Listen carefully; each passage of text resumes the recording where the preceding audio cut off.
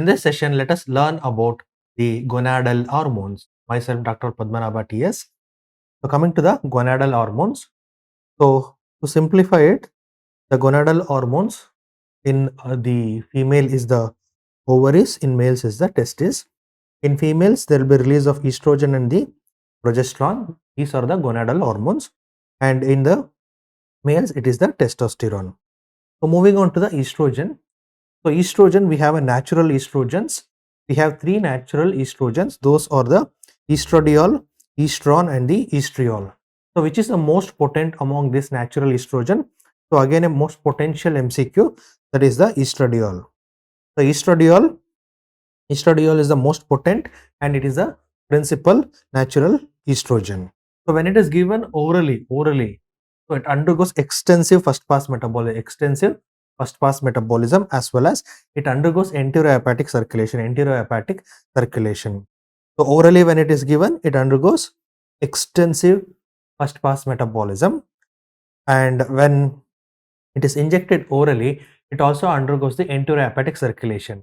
It is because of the enterohepatic circulation, so these estrogens have hepatic related adverse effects. What are those hepatic related adverse effects? So, we have a hepatic adenoma. There is an increased risk of hepatic adenoma as well as the thromboembolism. So, estrogen can increase the risk of hepatic adenoma as well as the thromboembolism. Again, a very important MCQ. So, coming to the deficiency of the estrogen. What happens when there is a deficiency of the estrogen? So, when does this deficiency will occur? So, estrogen is mainly a gonadal hormone which is produced from the ovaries. It is in the females. So, it occurs, deficiency will occur mainly in the postmenopausal women. So, what will happen in case of postmenopausal women? So, these deficiency of estrogen can lead to osteoporosis,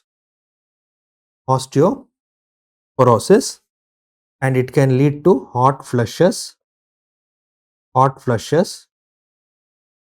and also it can lead to urogenital atrophy, and also increase the risk of cardiovascular complications. It increases the risk of hypertriglyceridemia. There will be increase in the cholesterol which can affect the cardiovascular functioning. So, what we can do in such conditions?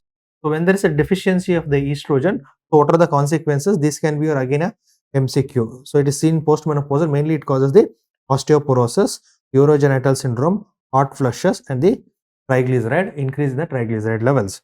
So, what will be the treatment for that? You need to replace, there is a hormone replacement therapy. So, in case of hormone replacement therapy, you can give the estrogen.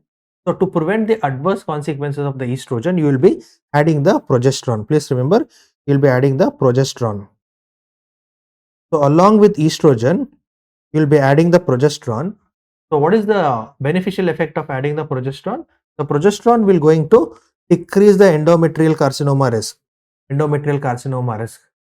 So, please remember, when you are giving a estrogen will stimulate the endometrium, which can increase the risk of the endometrial carcinoma. Please remember, estrogen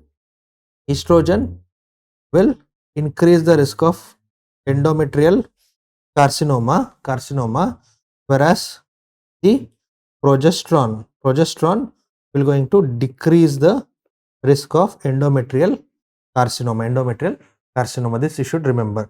So, that is the reason why you are adding the progesterone here to the estrogen to decrease the endometrial carcinoma. So, this is your very important question. So, why the progesterone will be added? What is the added advantage? So, remember, there will be decrease in the endometrial carcinoma risk. Apart from that, it can be added, estrogen, apart from using as a hormone replacement therapy to replenish the deficiency conditions, we can also use it as a component of the oral contraceptive pills to prevent the pregnancy. So, this is the second most common use of the estrogen. Apart from that, they can be used in the treatment of dysfunctional uterine bleeding. Dysfunctional uterine bleeding, and also in some of the conditions estrogen supplementations are given to